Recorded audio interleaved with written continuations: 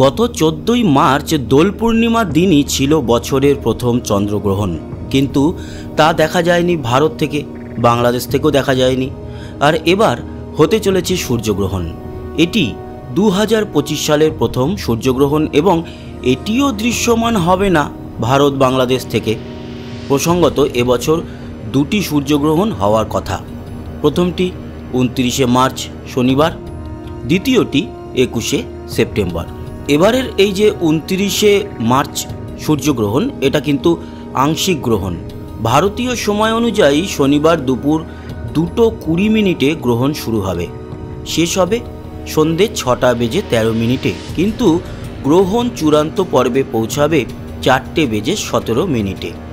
ভারত থেকে দেখা যাচ্ছে না, তাই তার সূতক কাল ভারতে বিবেচিত হবে না। ভারত থেকে দেখা না গেলেও এশিয়া, আফ্রিকা, ইউরোপ, উত্তর আমেরিকা, দক্ষিণ আমেরিকা, আটলান্টিক এবং উত্তর মহাসাগর থেকে দেখা যাবে। প্রসঙ্গত, সূর্য, চাঁদ ও পৃথিবী একই সরলরেখায় চলে এলে চাঁদ যদি সূর্যের আলো পৃথিবীতে পৌঁছাতে বাধা দেয় তখনই সূর্যগ্রহণ হয়।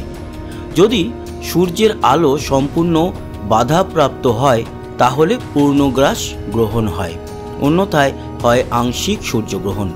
এবারের গ্রহণ আংশিক। উল্লেখ্য, এবছর 4টি গ্রহণ হওয়ার কথা। এর মধ্যে মার্চে একটি চন্দ্রগ্রহণ ও একটি সূর্যগ্রহণ, আবার 7ই সেপ্টেম্বর হবে চন্দ্রগ্রহণ, 21শে সেপ্টেম্বর সূর্যের বলয়গ্রাস গ্রহণ। 2025 সালে শুরু থেকেই মহাজাগতিক নানা বিস্ময় অপেক্ষা করে রয়েছে মহাকাশ প্রেমীদের জন্য। উল্কা বৃষ্টি থেকে শুক্র শনির সহাবস্থানের মতো নানা দৃশ্যের সাক্ষী হয়েছেন তারা। এর মধ্যে অন্যতম গ্রহণ। প্রতি বছরের মতো এবারও আলাদা করে নজর কাড়বে সূর্য ও চন্দ্রের গ্রহণ।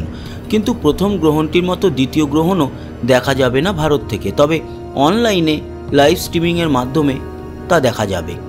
যদিও একটা কথা সত্য যে মহাকাশের বিরাট প্রেক্ষাপটে গ্রহণ দেখা আর নকল স্ক্রিনে তা দেখার মধ্যে রয়েছে আকাশ পাতাল পার্থক্য। বন্ধুরা, এই ছিল বছরের প্রথম সূর্যগ্রহণ নিয়ে ইনফরমেশন।